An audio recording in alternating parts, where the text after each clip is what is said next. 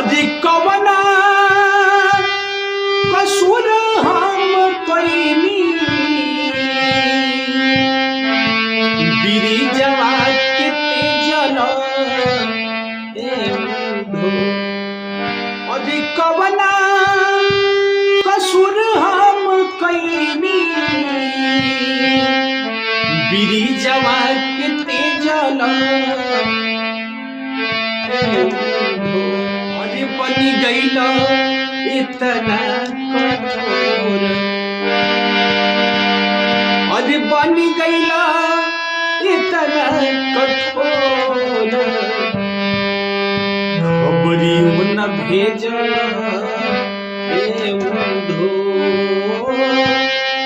बनी गईला इतना कठोर अरे बनी गईला इतना कठोर खबरियों न भेजल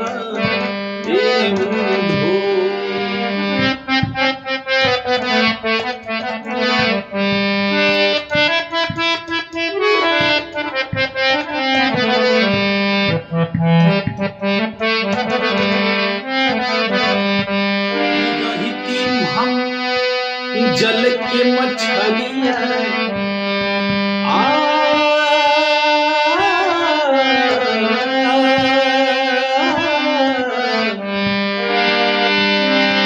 अरे रहती में जल के मछलियां अरे मछली रहती में जल के मछलियां अरे रहती में जल के मछलियां तो जल बीच रहती रे माधो अरे रहती में जल के मछलियां तो जल बीच रहती रे माधो अरे प्रभु ऐते करे स्नान अरे प्रभु ऐते करे स्नान अरे चरनिया पखरती ए माधो प्रभु ऐते करे स्नान अरे प्रभु ऐते करे स्नान चरनिया पखरती ए माधो प्रभु ऐते करे स्नान अरे प्रभु ऐते करे स्नान चरनिया पखरती ए माधो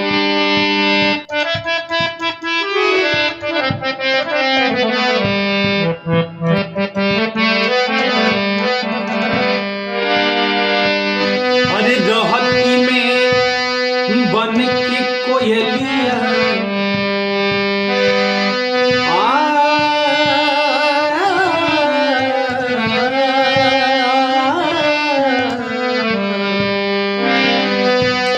अरे रहती में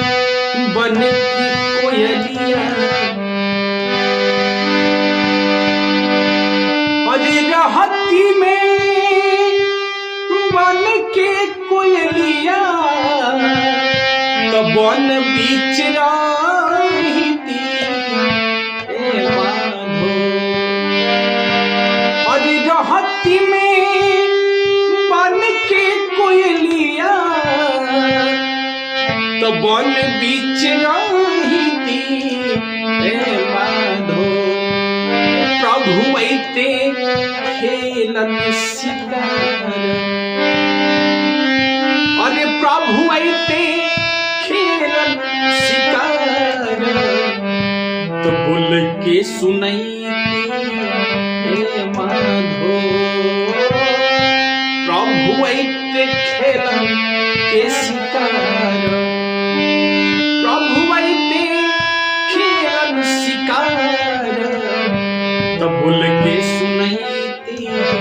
ए माधो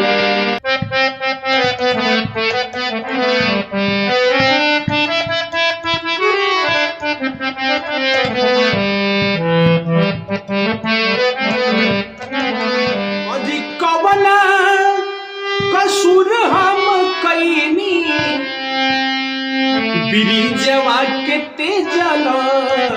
हे माधो अरे बनी गईला इतना कठोर अरे बनी गईला इतना कठोर खबरियो न भेजल ए माधो बनी गईला इतना कठोर अरे बनी गईला इतना कठोर खबरियो न भेजल ए माधो